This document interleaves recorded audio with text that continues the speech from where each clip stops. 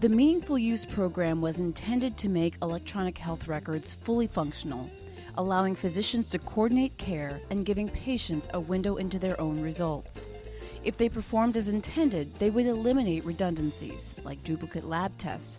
They would improve quality, and they would bring about cost savings. Unfortunately, many don't work well, and many providers who invested into systems they believed were compliant are getting penalized. You're listening to Everyday Family Medicine on ReachMD, and I am Dr. Jennifer Caudle. Joining me today is Laura Wooster, Vice President of Public Policy at the American Osteopathic Association. Laura, welcome to ReachMD. Hi, how are you? So let's get started. Physicians and healthcare systems are really struggling with the meaningful use standards. Actually, this is something I can attest to personally. Can you help us really understand why this really isn't working? Sure. So the program, when it was first started, was intended to encourage physicians and hospitals to adopt electronic health records. The idea was that they'd be safer, it would allow for less medical errors, it would allow for more accurate charts, and it would prevent a lot of duplicate testing. In order to encourage physicians to do that, the program was done through the government, and physicians were offered incentives if they adopted electronic health records that met certain standards. If they adopted them early, they got additional incentives. If they adopted them later on, they no longer qualified for incentives. And if they really waited a very long time, they would start being penalized. And that penalty started as a percentage removed from their Medicare patients' reimbursements. Thank you. So can you talk a little bit about what the most significant problems are about the system? Sure. So I think the way the system was originally envisioned was that physicians would be able to share electronic health records for patients, and that's where you would get all those benefits. If a physician treated a patient, the medical history would be down, all the drugs that the patient was prescribed would be in the chart, and then the next physician who needed to see all that information would have access to it. Certainly in emergency situations, that's where you would get all those benefits. The biggest barrier is that a lot of these systems don't speak to each other. The computer systems are not interoperable is the term that we use. And that's where the biggest benefit would come from. Yeah, that's very interesting. CMS just issued some new rules about meaningful use. Can you maybe make a comment about those? But really specifically, do you think that these new rules will fix some of the issues you just discussed? Sure. So the rules that CMS just released are for the next stage of the program. And one of the biggest challenges physicians have had is the first stage of the program was pretty basic. It was adopt this electronic health record that has these minimum standards.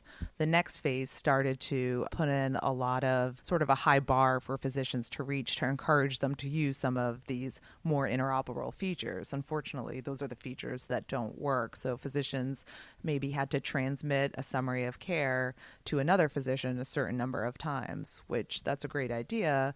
But if there are no other physicians in your community who have electronic health records that are capable of receiving a record, you can't meet that requirement. So the rules that just came out were supposed to soften some of the stage 2 requirements. There was a little bit of easing on the requirements in there, but along with those were all the rules for the third stage of the program, which is really a much higher bar. And only 10% of physicians have even reached stage 2. So what we're concerned about is that the stage 3 is way too far ahead. I think we need to fix what's wrong with the stage 2 program first and let physicians catch up before we keep moving the bar higher. So that's a really great point that you're making, and it leads to my next question then. So if almost 90% of providers are falling into the fail category, is CMS going to delay the penalties? Are there going to be changes made? You mentioned that it might be important to fix some things, but what do you think is going to happen actually? Certainly, CMS has heard from a lot of physician organizations on behalf of their members, and physicians themselves have reached out to CMS asking for some changes. CMS does have to balance what was in the original law that created this program.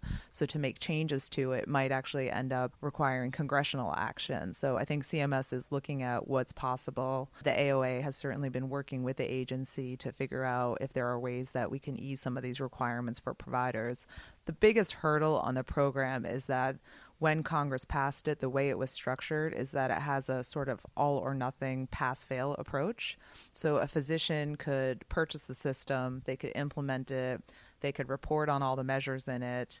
And if they get just one thing wrong, they will fail and get the same penalty as a physician who really just threw his hands up and decided not to purchase a system at all.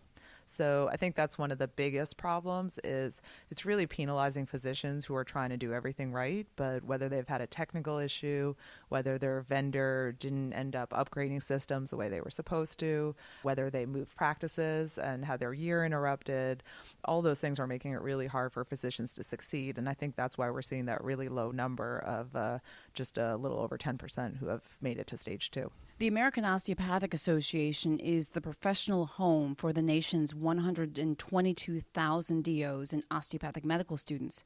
How are the meaningful use rules affecting your members, and what changes do osteopathic physicians really want to see? So we've definitely heard from a lot of our members that they're frustrated with this program, and they feel that it's starting to get between them and their patients. So I think one of the changes they'd like to see is a system that rewards physicians for using electronic health records to truly improve the quality of care.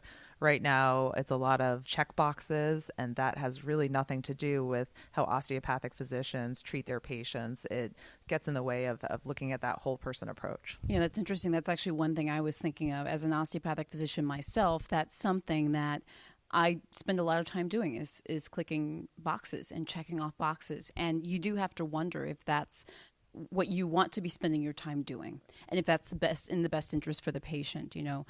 Are you hopeful?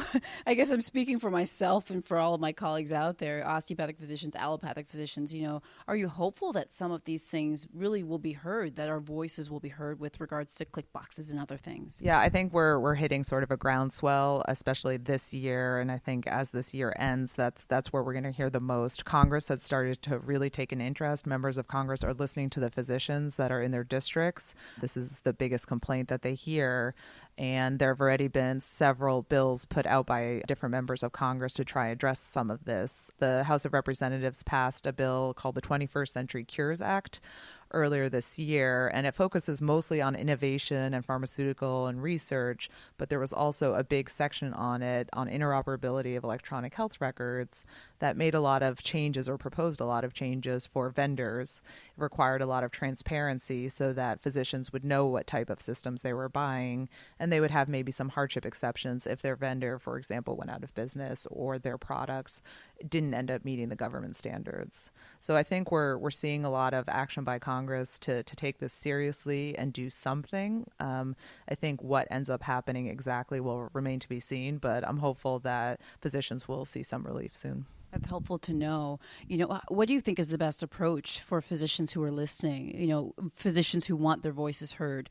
How do we reach people in Washington? Are there other people we should be reaching as well? And how do you think we should go about doing this? So I think the best way to have your voice heard is to reach out to your member of Congress, both in the House and the Senate. You can look that up. If you go to the House of Representatives website, you just put in your zip code, you'll find out who your members of Congress are. They have web pages where they want to hear from constituents. You can call their office as well. All they want to know is what your zip code is usually, just so they can confirm that you are in fact a constituent, and tell them how you feel about this. It'll be a staffer that answers the phone, and that's what they're there to do. They are there to listen to the constituents. And I think all that feedback is what is causing Congress to take action.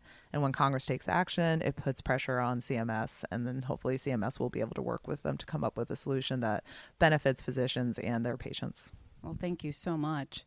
And finally, what message would you like to give physicians who are out there in the trenches, seeing patients every single day and really working to do the best they can in the system that we have? So I think what would be great is that, as frustrated as physicians might be with this program, certainly understandably, I hope that as things progress, they don't lose sight of the potential benefits electronic health records and health information technology can really hold for how they practice medicine and the care that they're able to provide for their patients.